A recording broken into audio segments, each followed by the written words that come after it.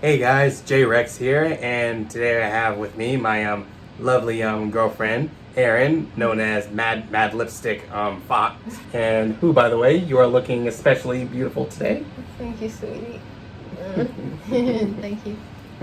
And so today we are discussing a movie saga that honestly I never knew existed, except with one exception of a movie, and that is Planet of the Apes. Now, to start off with, when I was first introduced to Planet of the Apes, it was the Tim Burton movie, which came out in 2001, which as a kid I didn't really care for, but then eventually next came the modern movies, which most of them I did not really see and haven't seen much recently, but in today's discussion we're going to be looking at a saga or franchise that I never even knew existed until she came along, and we're looking at the classic Planet of the Apes.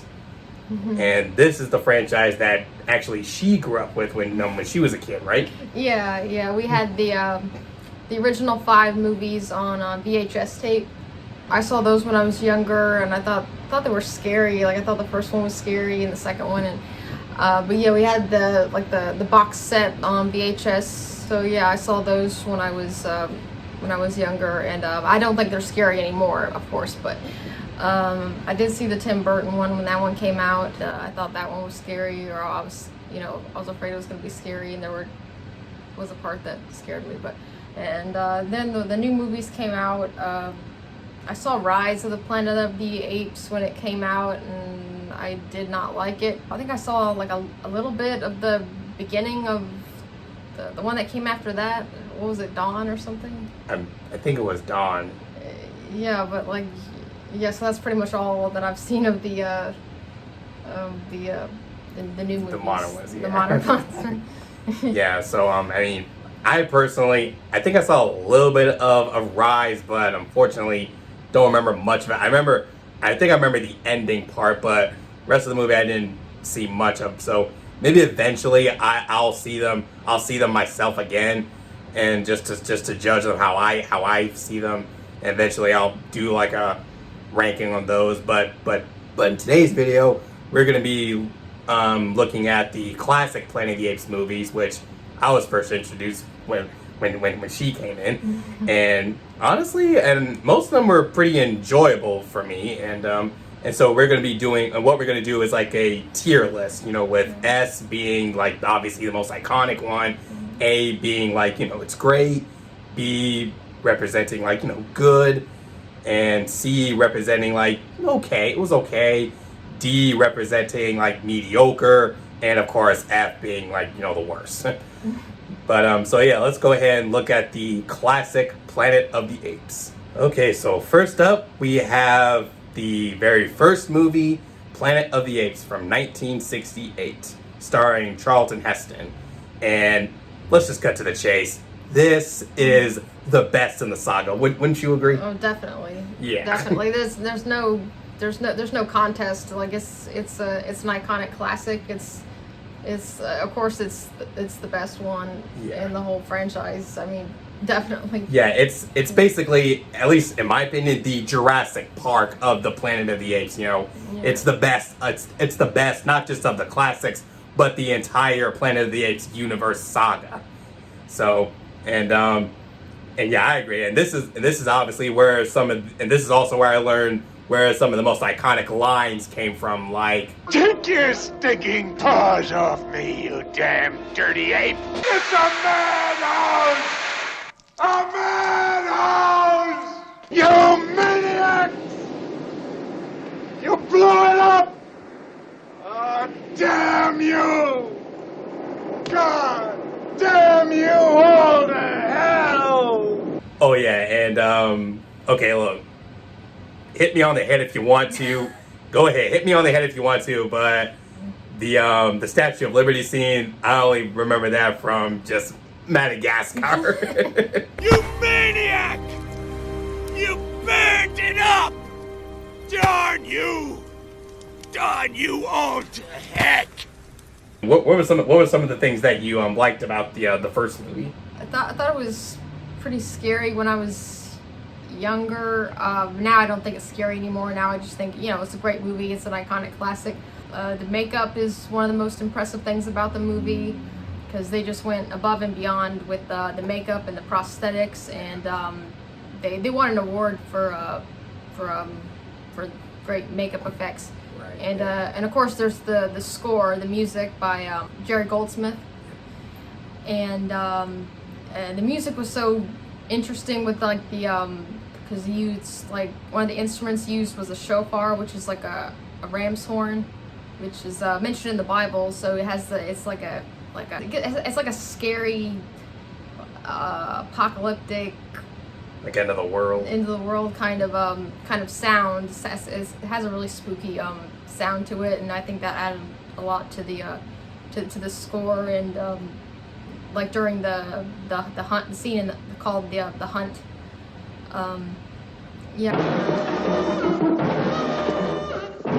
Charlton Heston's performance, of course, because he had a reputation of being dramatic hero reputation, and he played the role very dramatically.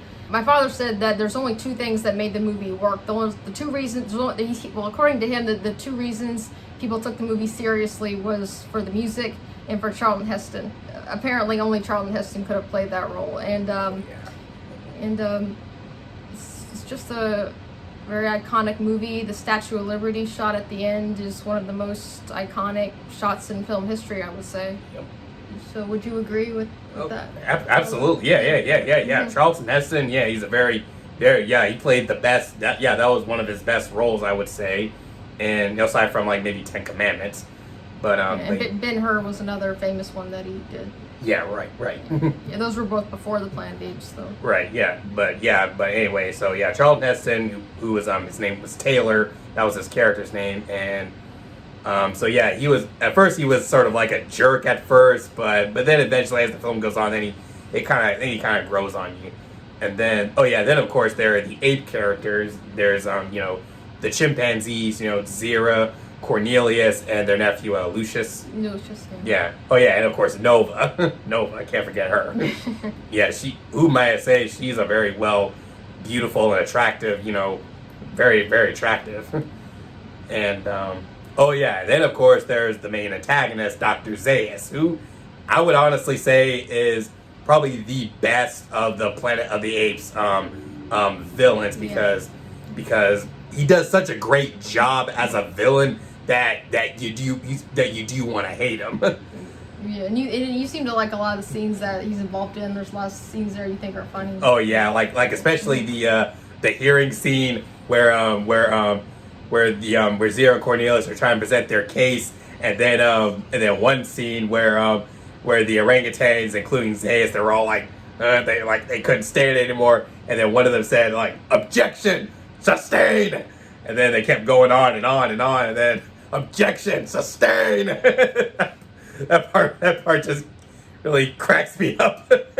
and I remember now I can kind of see there's a lot the humor in the movie. I remember my father thought it was funny how Charlton Heston went from being this respected heroic figure in Ben-Hur and the 10 Commandments, but that all just kind of goes away in Planet of the Apes, where he gets treated like dirt, running around in the rags and through the town, and then being dragged across the ground in the net. That was really funny when they were dragging him back into the courtroom and stuff. Yeah. That was a funny shot. Yeah. And then another funny shot was when he was trying to sneak around, and he ends up interrupting that funeral service in the church, right, when that ape child says, "Look, it's a man." Yeah. and then just chaos ensues once his cover's blown, and that was funny. Yeah. Planet of the Apes, 1968. This is a classic. And okay, first thing, can we just stop saying, the effects are dated compared to modern standards? I'm like, but look, as I always say, respect the classics, man. So Planet of the Apes, 1968. This is S tier, no question. Yes, S tier, definitely. Yeah. Okay, so now moving on to the sequels. Next, we have Beneath the Planet of the Apes, which most people say is considered like one of the bad ones, but I mean, honestly, for me, I enjoyed it. I honestly enjoyed it. I thought it was, a good sequel. I mean, yeah, it was a little bit. It was kind of maybe a little confused on what it wanted it to be. I mean, what'd you think of it? Well, some people say like for like the first chunk of the movie, like it just feels like the first movie again, but just kind of like sped up. And yeah, I can see where they're coming from, because that makes sense. I think the movie has some stuff in it that's funny, but there's also some stuff where it's some pretty disturbing imagery. Yeah. Like with the statue of the lawgiver bleeding from like the eyes and like parts of the body and the and then those I mean the mutants were showing them that stuff, but those are the visual deterrents. But and then there's that shot of the crucified gorillas being burned alive. I mean, it wasn't real, but like the imagery of it was still disturbing. So but yeah, I thought the movie was, I thought it was a good sequel, and and also and Charlton Heston, he's sort of in the movie only, but at first he didn't want to do a sequel unless they would kill him off, at which they did. So he's in the beginning, but then we don't see him till like close to the climax. Yeah, I heard it was because he had such a hard time doing the first one. He didn't want to be in the second one, but they got him to be in it like a little bit. So I mean, it's better than nothing. So I just at the beginning and then at the end, and it's nice that he was able to. There was a brief happy reunion moment when Brent and Taylor meet each other again in the prison. So that was nice to see. It means it's a shame Taylor never got reunited with Cornelius and Zira again. But he got reunited with Brent, who seemed to be an old friend of his, and Nova, and at least Nova got to speak at the end when she said Taylor's name. Yeah. So there were some positives in there. Yeah. And you just see Cornelius and Zira again. And Dr. Zaius. And there's this new villain, Gerald Ursus, who I mean, he's all right as a villain, but definitely not as iconic as like Zaius. Definitely not that iconic though. And when I heard there's like mutants like in it, I was like, wait, those are the mutants? But then eventually when they revealed themselves, I'm like, oh, now I see. And the way when I saw that for the first time, I guess my mom had seen it like the ending like before I did, because I'm pretty sure she told me I'm pretty sure she was the one that told me this.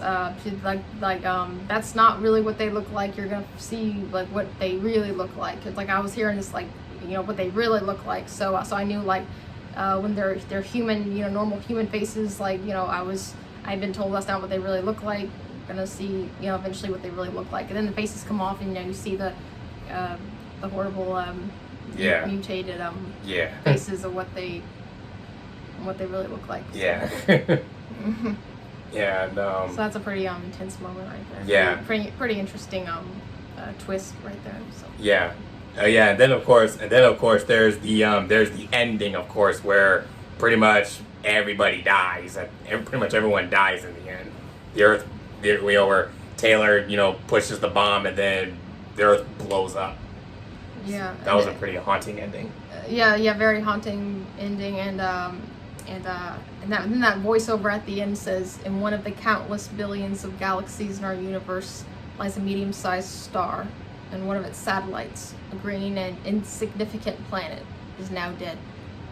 That was pretty. Yeah, that was haunting. Yeah, but I kind of like that voiceover at the end, and like everything's dead. It's dark ending, but it's good for a dark ending. Yeah. So Beneath the Planet of the Apes, I would say, it's not perfect, but it was a good sequel. So, I mean, would you say low A or like A minus or maybe B plus? I feel like probably more in the B's, but Yeah, I'd say. I mean, low A is fine too. I mean, if you think it. I mean, yeah, I think it's a good. Like I said, B is like good, so I'd say like maybe like B. I'd say B plus at the highest. Yeah. So. Okay. I guess B plus is a good Yeah. a good spot for it, I guess. Yeah, B plus. Yeah, yeah. So Yeah. B plus for Beneath.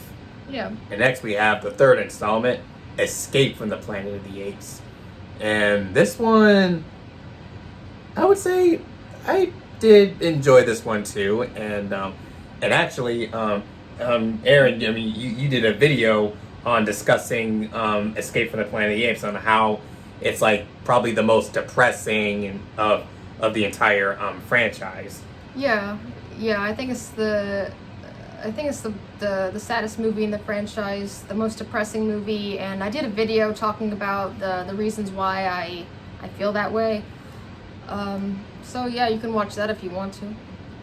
Yeah, and so in this one we get to see Zira Cornelius again, along with a new character, Dr. Milo, who was only on screen for just for the first half of the movie until unfortunately he got killed off.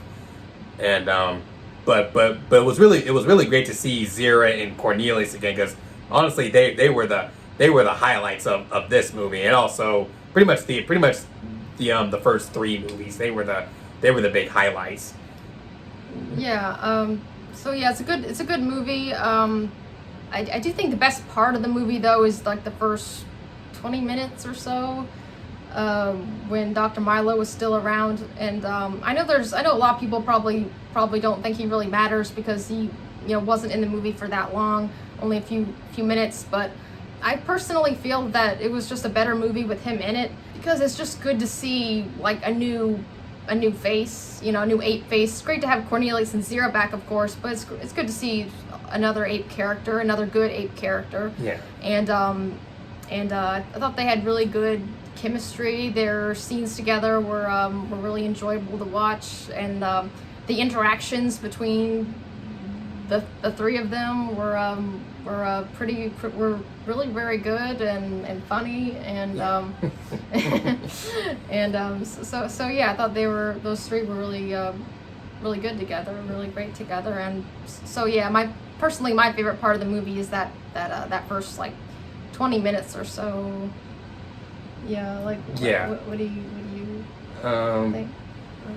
Yeah. When they're like when they were like in the zoo or something, and and the two new scientists and the two new human characters, Lewis and Stevie. Yeah, and very very good characters, very likable, and and then there was the scene where of course there was the scene where they're like playing with like a bunch of blocks, and then they offer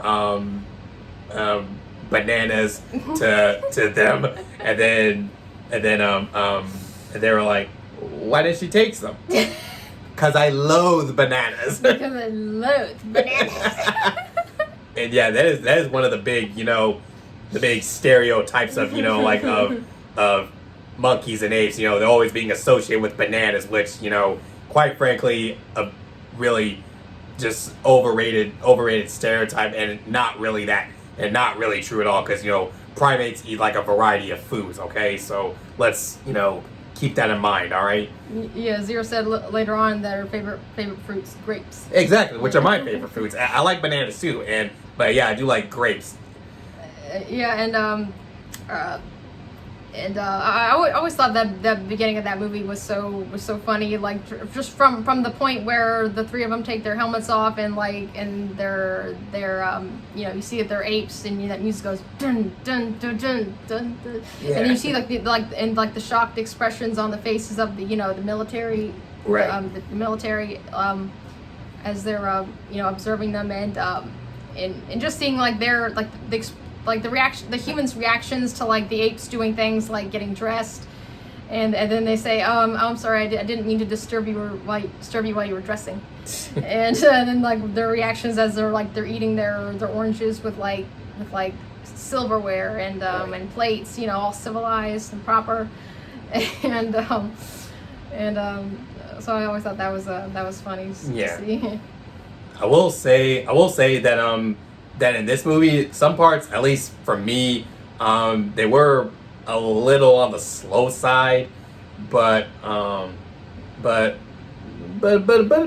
overall, yeah, some parts they kind of maybe were a little slow for me, but that's just but still the movie was really it's still a good movie, and yeah, by the ending that's where things get really really tragic. And if and Erin will explain, she explains a lot more in her video that she did on her channel, so yeah, you should go check that out and see for yourselves. And but overall, this movie is pretty good. I mean, would you say did you enjoy this movie more than than Beneath, or was it maybe just as good? Well, there's things I like about Beneath, but there's things I like about Escape as well, but just different things. I'd say it's pretty close. Yeah, I mean, would you say? I mean, for me, I think, you know what? Honestly, I think Escape and Beneath, I think I would say they're slightly maybe neck and neck.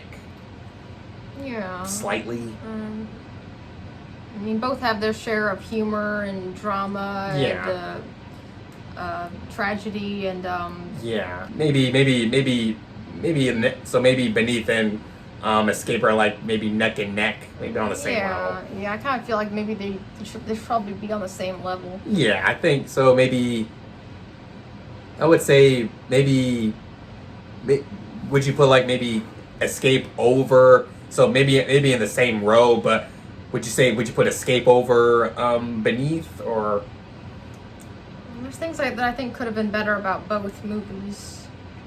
Yeah, let's just put it right. Let's just just leave them right. Let's just leave them as they are right. Yeah, I think I'd say they'd probably be. They could probably tie. Yeah. Let's just say that they're tied. Let's just say they're a tie because. Yeah, they're tied. So you think like both like in the A- to B+ range? Yeah. A- to B+ range. I don't know if I'd say either one of them is like great, because I mean the original one was great, of course. Oh, but yeah. I feel like the rest of the sequels would probably be just good to very like good, very good. Yeah. All right, so yeah, Beneath and Escape, they're tied. All right, now for the fourth installment, Conquest of the Planet of the Apes.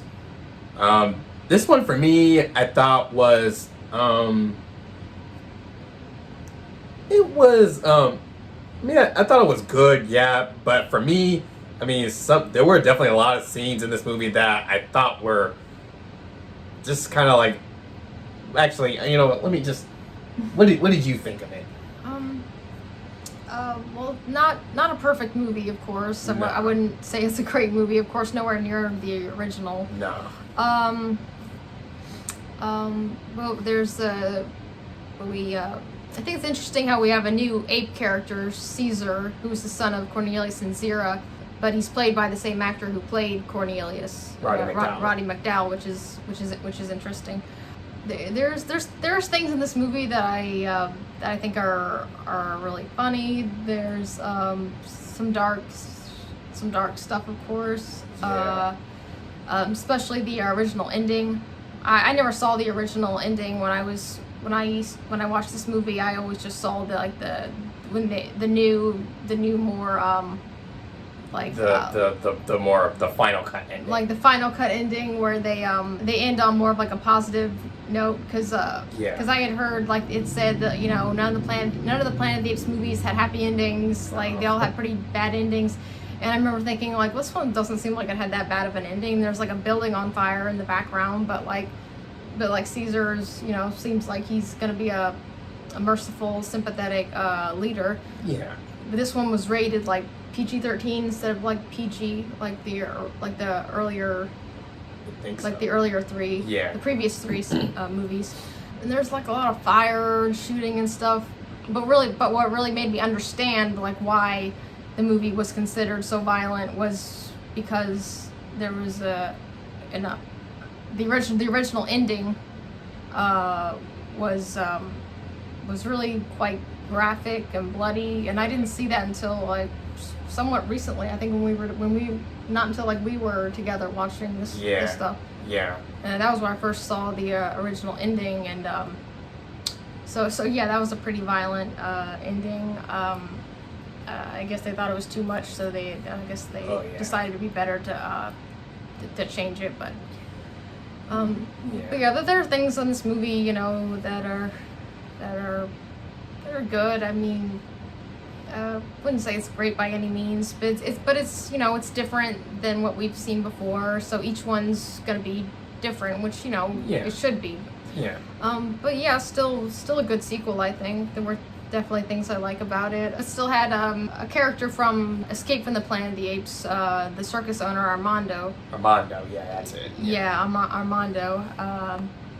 I always thought that scene was cute where Caesar goes into that pen with those other chimpanzees, and he's given a banana, and the other chimps are kind of antsy, as they said in the movie. They're hungry. They're kind of like all jumping around, getting all up in his business, and so he just divides his banana into like parts and shares it with all the others. And so that was a nice little scene. I remember seeing that and thinking that was a sweet little scene. That was a cute scene right there.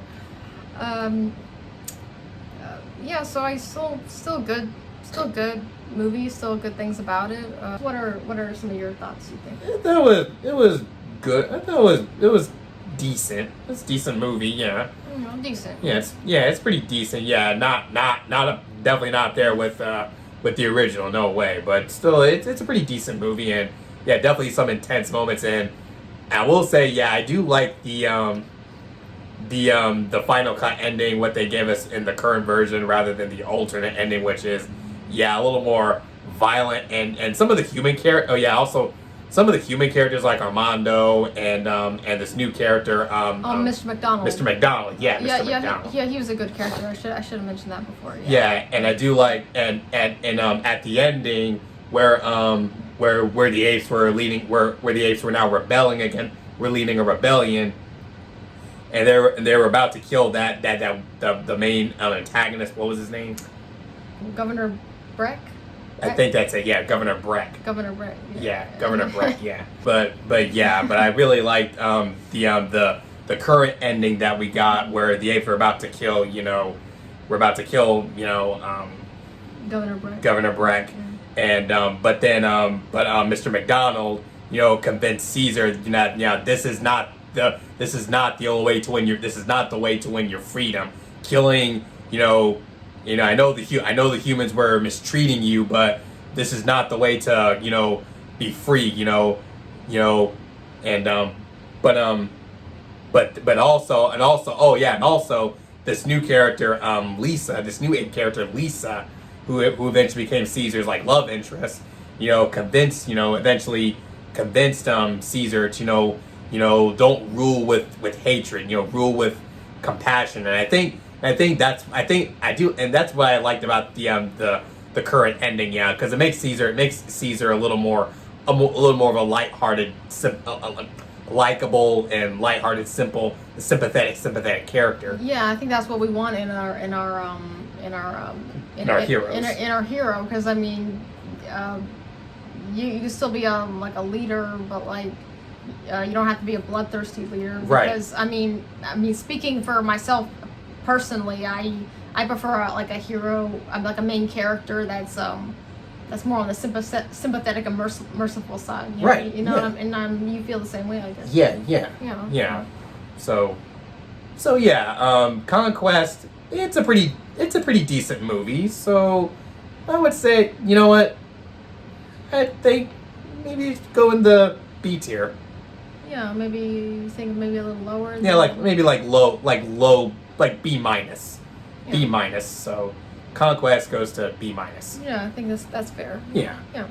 Okay, now final installment. We have Battle for the Planet of the Apes, and I'm gonna cut to the chase. For me, this one I didn't really like. I didn't really like this one much at all because this one I would say is the weakest of the entire classic ones because I feel like the movie is just like it kind of goes like all over the place. But I mean, there are some things I did like. Honestly, I liked that Caesar and Lisa now have a family. They're now a family, and they have a child, which they named Cornelius after the Cornelius from the previous movies.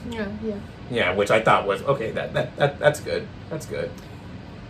Yeah, I feel like this is when I was younger, seeing these movies on VHS. I feel like this is the movie that I saw the least because I didn't have as like I feel like I didn't see like the whole thing until like a bit later on when I was a bit older. I mean, it was before he came along. Yeah, but when I was like much younger, though, I feel like because I think I remember I saw like some of the beginning. There was a part with the beginning that I remember seeing with like Aldo like for helping change like a tire, like a wheel on like a wagon or something. I remember something with that, but that was pretty much the only memory I had of that movie until I was finally able to see the whole thing later on. But What did you think, like overall? there were some good things about it, some memorable things. For one thing, it's good to see finally see an orangutan that's a good character for once. Yeah, that's Virgil. Virgil, yeah. Virgil, of course. And all the apes are now able to fully speak, as opposed to the previous movie Conquest, where apes could not speak until where apes none of the apes could speak except for Caesar, and then Lisa was starting to speak towards the end. Right. But yeah, apes and humans are living side by side. Yeah. This village and the part at the climax, the ape has killed ape, that chanting over and over again, that was very very haunting, very intense. That was pretty scary. Ape has killed ape. Ape has killed ape. Ape has killed ape. Ape has killed ape. Ape has killed ape. Ape has killed ape. Ape has killed ape. Ape has killed ape. Ape has killed ape. Ape has killed ape. Yeah. I would say like that part and I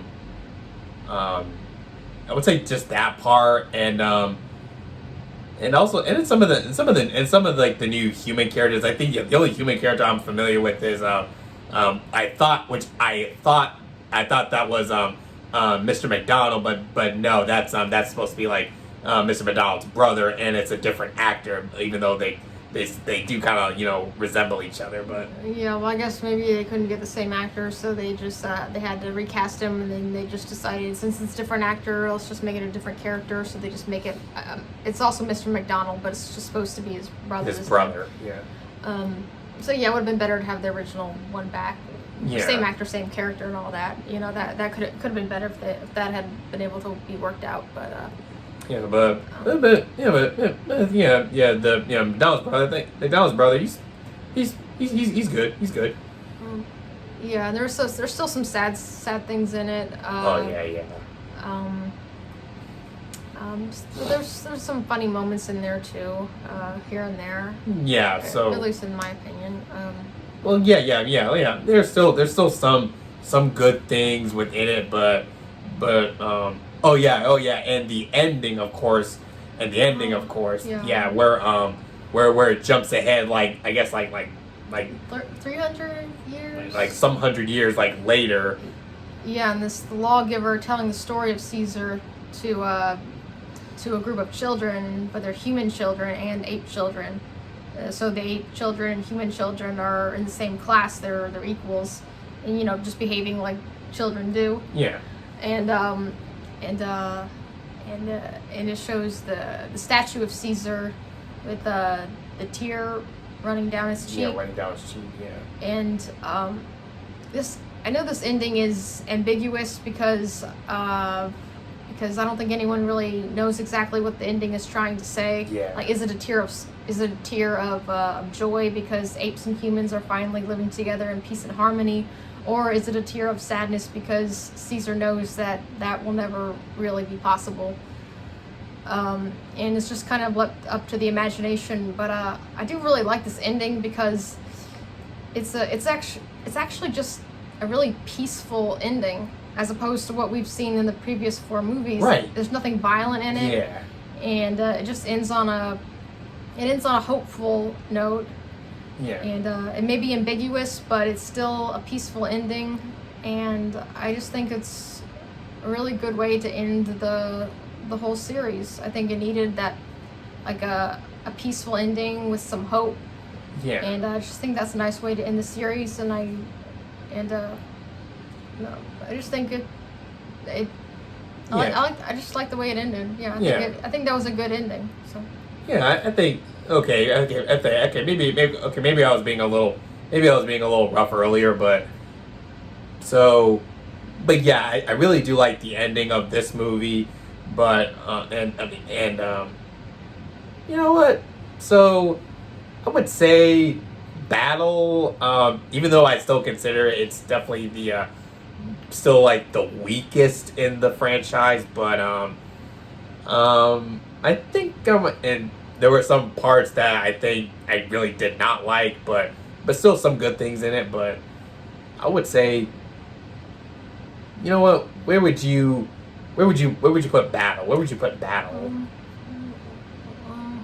I really don't want to be too hard on it. I don't want to say it's terrible. Oh no!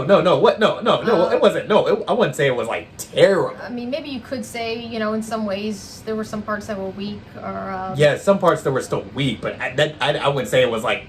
I wouldn't say it was like atrociously. No, I'm saying like there may have been some weak things here and there, but none of the movies are perfect. I mean, all the sequels pretty much have things that we like and dislike, or things that could have been better. And I'd say it's the same thing with Battle. I mean, there's good things and bad things about it, and I mean, I'd be satisfied putting it in B tier, maybe, or like B, or maybe B minus. Maybe like a low or B tier. I was thinking. You know what? Yeah. You don't want to go as low as C, right? You think it should probably stay in the B tier? I think maybe at the lowest B minus. I think I'll go as low as like B minus. Yeah, because I was thinking maybe like low B. I'd say that's probably fair. Would you say? Yeah, I would say low B minus. And like I said, I don't think it was like atrociously terrible. No. I don't want to say it was like that. No, I mean, yeah, there were some weak points in it, but still, it was, I would say, like slightly decent. But yeah, B minus. I think that's as low as we'll go. Yeah, I'm satisfied with it as a sequel, as the end of the saga. Yeah. The end of the original saga. I think it wrapped up nicely. Yeah. Yeah. Okay, but just before we close out, I just want to talk a little bit about the Tim Burton Planet of the Apes, which I was first introduced to, and so as an adult when I saw it again, and I know a lot of people say this is like maybe the worst one, but maybe I wouldn't go that far, because some things I wouldn't say. I mean, I didn't hate it or anything. But I will say the only good characters in this movie were definitely the apes. I mean, I thought the makeup was pretty good. Yeah. Saying just like what they did with the classic makeup design, and and I think some of the ape characters were pretty decent. Crud. You know what? The good ape characters, unfortunately, now I forgot their names. I know one of them was like an orangutan. Do you remember what he was? Remember his name? I think his name was like Limbo. Limbo. Yeah, Limbo. I think I heard that his name was Limbo. Limbo, and also there's Ari, who is the equivalent of Zira, and she was a good character. There's the villain, General Thade. Oh yeah, General Thade, menacing, is like freaking menacing. Yeah, and I do like the way that Tim Roth played him, because Tim Roth just went crazy in this role. I mean the makeup's great, and his acting is just so over the top, and he's just insane, and he just went above and beyond, just went crazy with that performance, and I just think he made it into somebody memorable. Yeah, he made the character memorable, so I liked his performance. I thought it was pretty intense, just in a very crazy kind of over the top way. But it made it memorable, and it was entertaining to watch him in that movie. So can't complain there.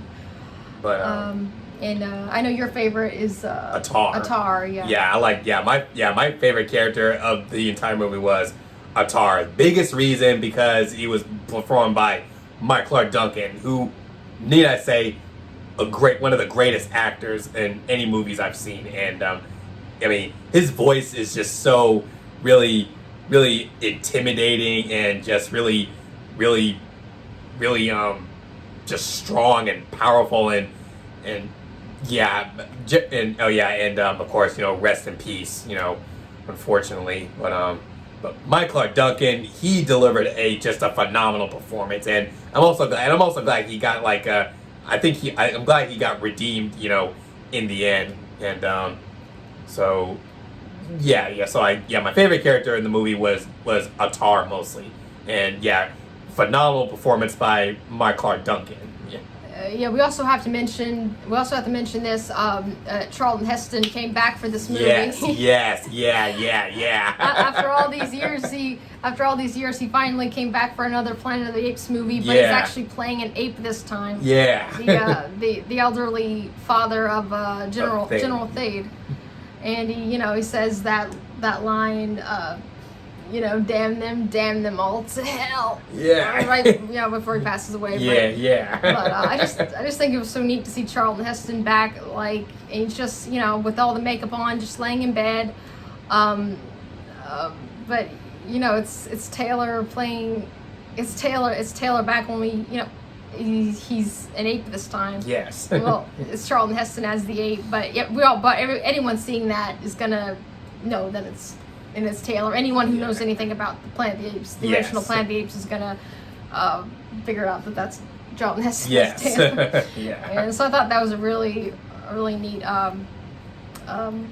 really neat part. Yeah. And Linda Harrison, who played Nova, she was in it like a brief cameo, just like but a much smaller part, just like an extra or something. Yeah. So I don't even remember seeing her in that movie, but I heard that she was in it. It must have been like a blink and you miss it kind of moment, but. Yeah. But Charlton Heston's role as Thade's father was very memorable.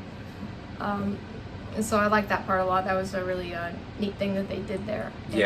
Yeah, the ape characters, they were the best parts. The human characters, however, were just bland and boring. They gave the main human character, a love interest, but they didn't really do anything. They didn't have any chemistry at all. He actually had a lot more chemistry with Ari, and they even had the kiss at the end between the human character, the human hero, and the female chimpanzee. Yeah. And I've always liked that part. I liked it in the original. I like it in this movie, and so they actually had more chemistry going on than him and his human love interest. Diana or something, or whatever her name was. Yeah, and then they threw another kiss in there between the two of them, and then she just runs off. It did not work at all. The kiss between the human and ape was better. Yeah.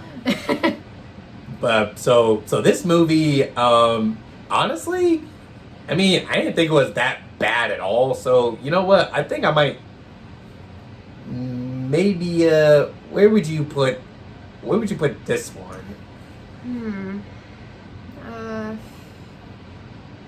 I feel like it needs to go lower than